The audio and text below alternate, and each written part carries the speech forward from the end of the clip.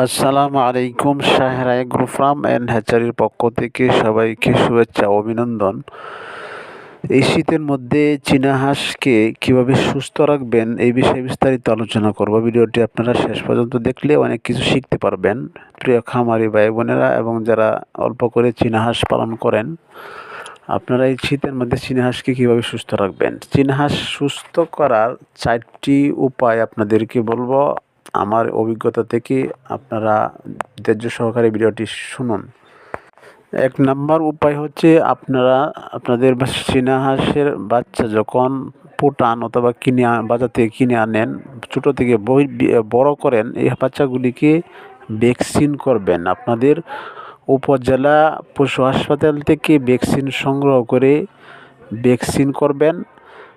25 দিন বয়সে একটা ভ্যাকসিন করতে হয়, 45 দিন বয়সে একটা ভ্যাকসিন করতে হয়, 2 মাস পর পর ভ্যাকসিন করতে হয়। এরকম ধাপে ধাপে কিছু ভ্যাকসিন করতে হয়। আপনারা এই ভ্যাকসিনগুলো করবেন। এই ভ্যাকসিনগুলো করলে আপনাদের হাঁসের বড় ধরনের যেসব রোগ আছে সেই রোগ থেকে হেফাজতে থাকবে। আপনারা এই ভ্যাকসিনগুলো কষ্ট করে করবেন।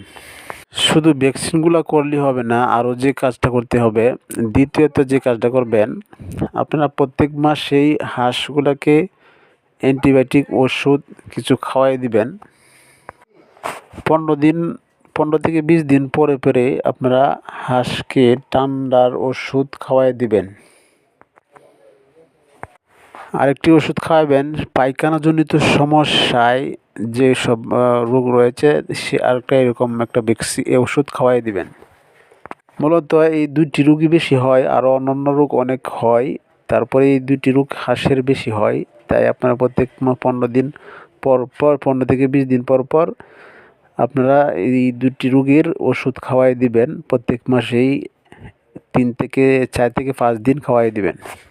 3 নম্বরে যে উপায়টি বলবো সেটি হচ্ছে আপনারা হাঁসকে রোগ প্রতিরোধ ক্ষমতা গড়ে তুলবেন। যেমন ভিটামিন ফিড সাপ্লিমেন্ট যেগুলো রয়েছে, AD3, সেল, জিঙ্ক, ক্যালসিয়াম, এগুলা এদেরকে খাওয়াইলে এদের শরীরে রোগ প্রতিরোধ ক্ষমতা গড়ে উঠবে।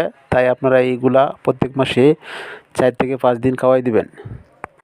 4 নম্বর যে উপায়টি আপনাদের সামনে বলবো সেটি হচ্ছে আপনারা ভালো মানের খাদ্য দিবেন, সঠিক সময়ে সঠিক মাপে খাদ্য দিবেন এবং পরিষ্কার পরিচ্ছন্নতা হাঁসগুলাকে রাখবেন। ওষুধপত্র, ভ্যাকসিন যাই কিছু করেন, যদি পরিষ্কার পরিচ্ছন্নতা না রাখেন এবং ভালো খাবার না দেন, তাহলে কিন্তু হাঁসগুলা সুস্থ থাকবে না।